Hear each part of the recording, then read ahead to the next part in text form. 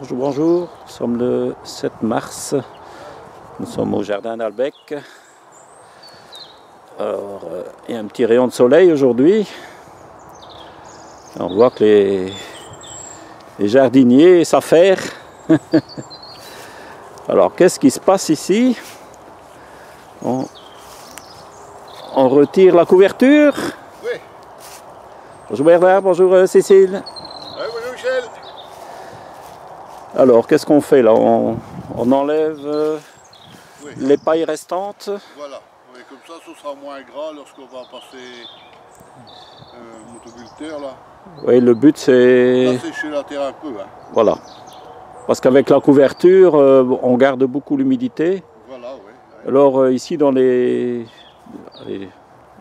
la région ici, comme on a encore régulièrement de la pluie, le terrain n'arrive pas à s'assécher assez vite. Alors on avance en saison et bon, on n'arrive pas non plus à préparer le sol parfois pour certaines choses. Donc ici en principe c'est une parcelle destinée à quoi ici Bernard? Les pommes de terre. Les pommes de terre, ah oui, donc ce seront les premières pommes de terre hâtives alors. Ouais, donc voilà, un peu à la fois on libère, enfin on découvre des parcelles au fur et à mesure des besoins. C'est ça, oui. Et voilà, donc ici c'est du fumier qui a déjà été mis depuis fin de l'automne, début d'hiver. 5 mois à peu près, 4-5 mois. Oui.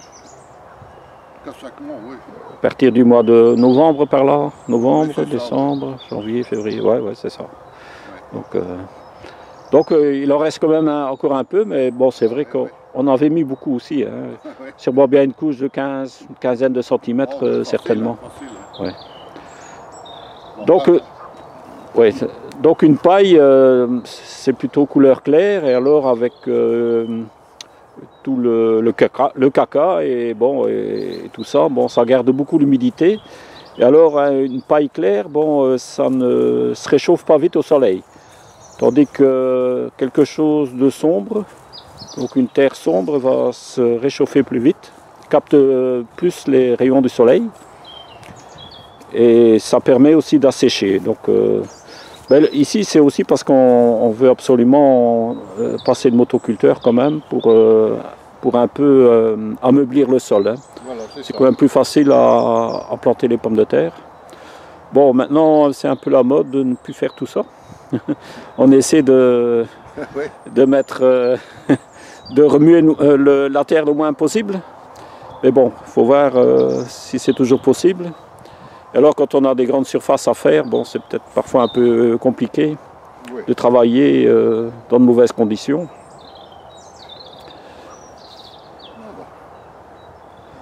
Donc ici, c'est une bande en fait, c'est à peu près jusqu'au cajot. Là. Voilà, c'est ça, oui. Donc le terrain ici est divisé en plusieurs bandes. Et voilà, il y aura 1, 2, 3, 4 bandes. Donc, et chaque bande est dédiée à des types de cultures différentes.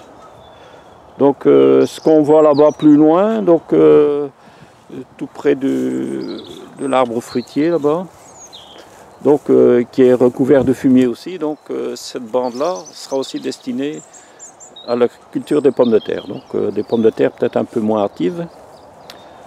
Alors à côté, je crois que ce sont des crucifères qu'on mettra. Et alors, plus près, c'est destiné aux bulbes, oignons, carottes, etc. Donc on fait malgré tout les associations de culture, toujours dans chaque bande.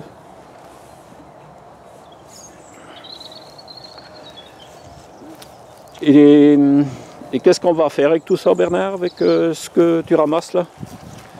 Tu as déjà une idée? J'ai déjà des arbres fruitiers ici, là. On va mettre du carton, puis je vais en mettre déjà. Ces arbres fruitiers là, ah bah, oui.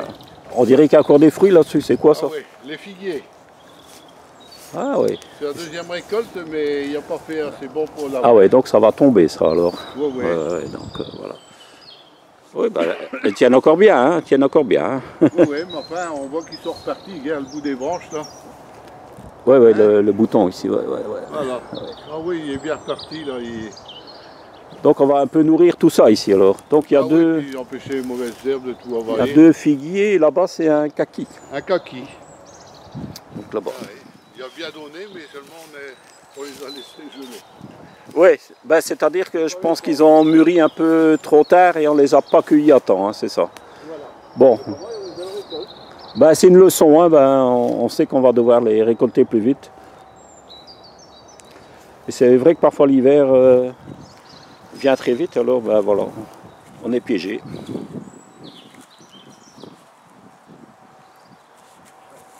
Ben, ça fait une belle couche d'humus quand même. Hein. Il y a des champignons.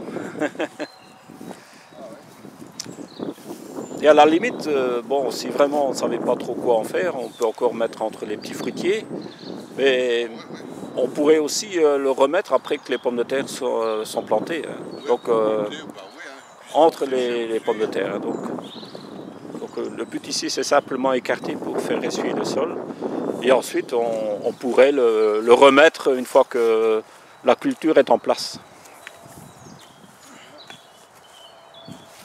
Ouais, on entend le gazouillis des oiseaux. Hein. Ah ouais, ils sont contents aussi. Hein. Ah oui, ils sont contents comme nous. Mais ils voient qu'on remue, ils vont chercher un petit ver de terre ici. Ah, en plus, oui. Hein? Ben, ça m'étonne que le rouge-gorge n'est pas encore venu parce qu'il y a souvent un rouge-gorge ici dans les parages. Ouais. Alors dès qu'on remue un peu le sol, il vient fouiller aussi. Hein. Il vient nous dire bonjour. Ah, le beau ver de terre. Ah bah oui, forcément, lorsqu'on a beaucoup d'humus, ça grouille. Hein.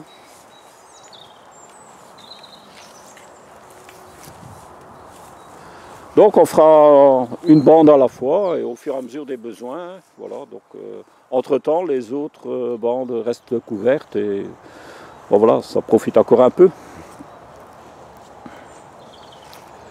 C'est vrai que bon, on est déjà début mars, il y a certaines choses qu'on aimerait déjà bien planter, entre autres les petits pois aussi. Les fèves. Les fèves, oui, surtout, ouais. Donc, oh, bah ça va suivre. Hein. Alors oignons, échalotes aussi, ça peut être déjà mis aussi. Oui. Mais évidemment, moi, il faut que le sol soit praticable. Et pour l'instant, on a quand même beaucoup d'averses. Mais bon, les journées sont déjà plus longues et quand le soleil brille, bon, ça chauffe déjà bien. D'ailleurs, dans la serre, là, on voit déjà bien la différence. Hein. Donc, alors, ben, ici, ce matin, on a aussi nettoyé la bâche de la serre. Donc, ce qu'on voit là-bas. Donc, on avait déjà fait l'intérieur la semaine passée.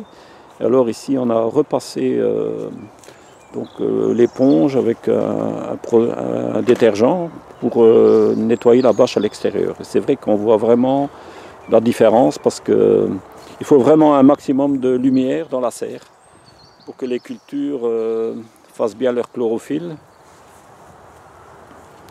Sinon, les légumes sont plus chargés en nitrate parce qu'il manque un peu de lumière. Et voilà. Alors, en plus, l'avantage, c'est que ça se réchauffe plus vite. Les rayons du soleil traversent mieux la bâche et voilà. On a plus de chaleur dans la serre, donc tout est bénéfice pour les cultures. Contrôler s'il est bon. Il y a des fourches là-bas. Quand on le prenait en main, il faut le sentir un peu, voir ça comme bonne odeur. Bah, on sent déjà dans la bouette, dans le limon. Ouais, voilà, ici. Comme ils sont hantés. Voilà, les. Oh, il est frais, oui. Ouais. Ça sent bon, c'est.